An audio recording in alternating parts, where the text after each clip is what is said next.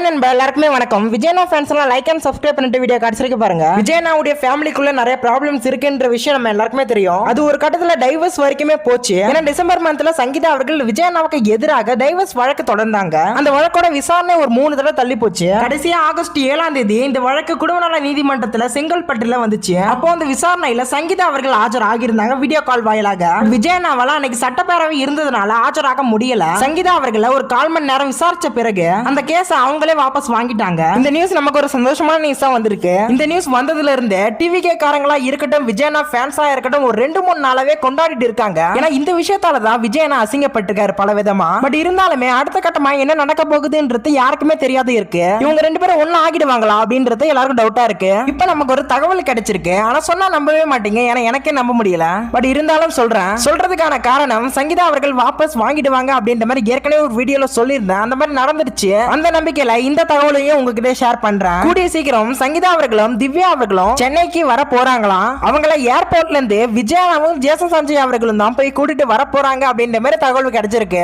என்னாலே இந்த விஷயத்தை சுத்தமா நம்ப முடியல. ஏன்னா விஜயனா இப்ப முதல்வரா இருக்காரு. விஜயனாவுடைய டிரைவர் கூட சங்கீதா அவர்களையும் திவ்யா அவர்களையும் அழைத்து வரதுக்கு வாய்ப்பு இருக்கு. டைரக்டா விஜய் அவர்களே போய் அழைத்து வருவாங்களான்றது டவுட்டா இருக்கு. அந்த டவுட்டுக்குமே ஒரு பதில் வச்சிருக்காங்க. பல பிரச்சனைகள்லாம் தாண்டி ரொம்ப நாள் கழிச்சு அவங்க 2 பேரும் வரதுனால விஜயனாவே போய் பிக்கப் பண்ணிட்டு வர போறாரு அப்படின்ற மாதிரி சொல்றாங்க. இப்ப நான் உங்ககிட்ட கேள்வி கேட்கிறேன், இது நடக்க வாய்ப்பு இருக்கான்றத. என்ன பொறுத்தவரை இது ஒரு 50% நடக்க வாய்ப்பு இருக்கு.